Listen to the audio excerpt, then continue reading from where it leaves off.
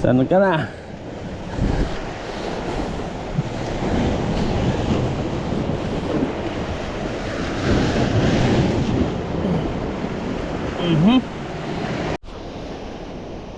So hindi tayo pwede rito dahil kumpul-kumpul. Ewan nga natin kung ano, basura ba yan. Kaya maglalakad tayo pag ganun. Hanap tayo ng pwede pupwestuhan.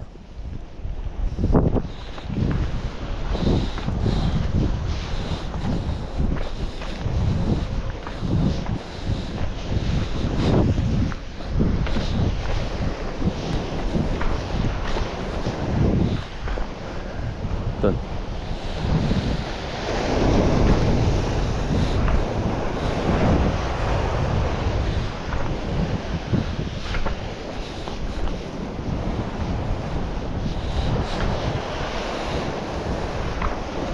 Ouch.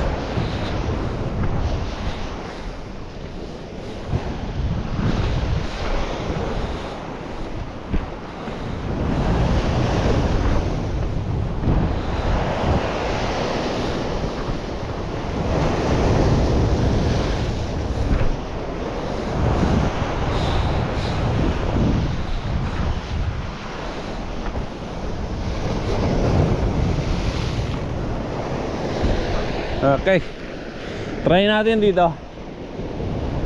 Medyo malayo naman na tayo dun sa may kumpul-kumpul. Try natin dito.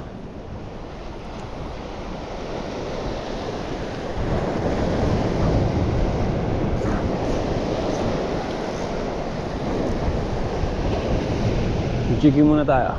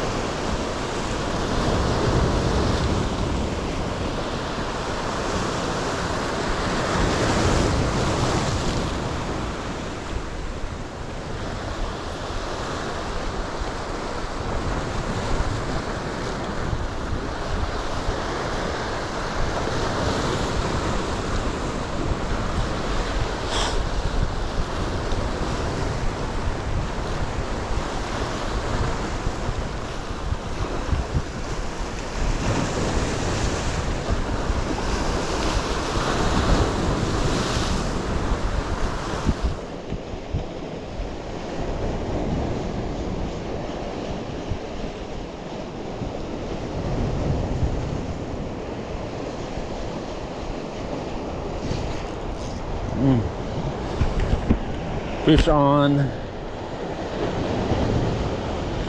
Fish on mga idol. Ay, saan ka na? Ay. Okay. Napunta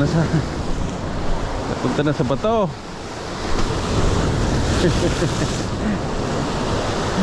Alayin natin. Gumawa tayo ng bag.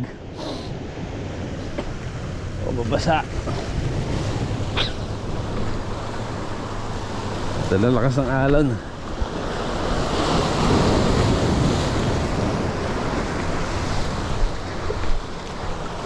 Ay.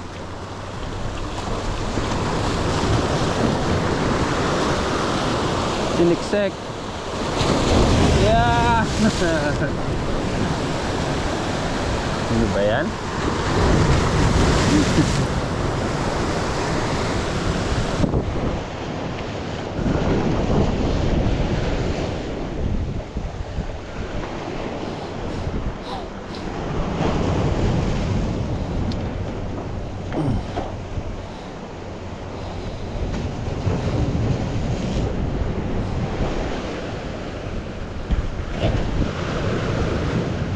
Lalakas ng alon.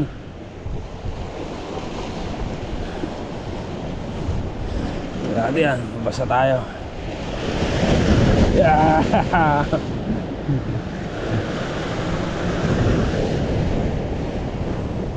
Saan ka na?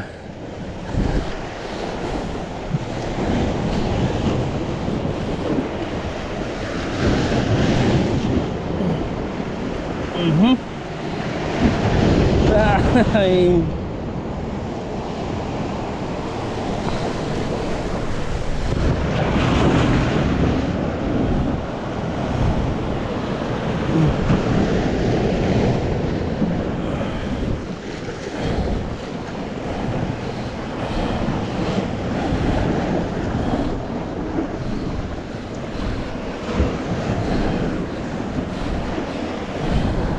Huwag mo nang malon.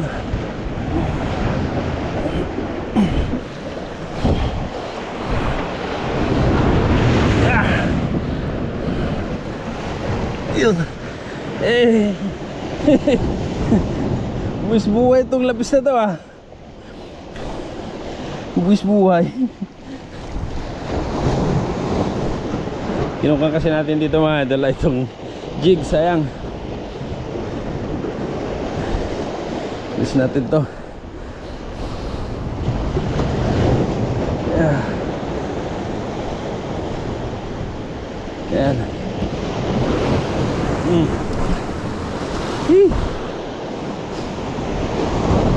Hey.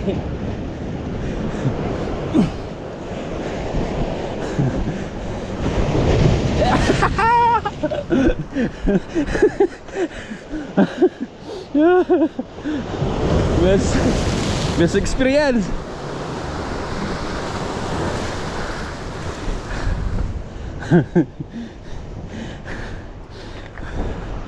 Nice.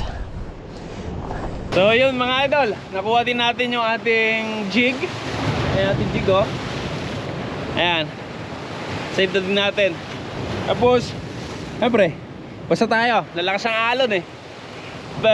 Good experience mga idol. At yung nahuli natin pala ay queenfish, nirelease natin.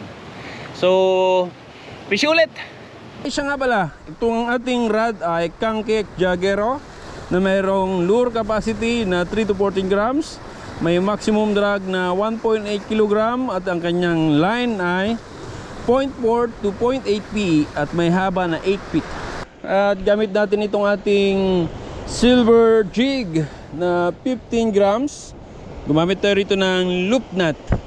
At itong ating Sedona 2500 Shimano. Ang light pala nito mga idol ay 16 pounds at gamit tayo ng 25 pounds na leader line. Casmar.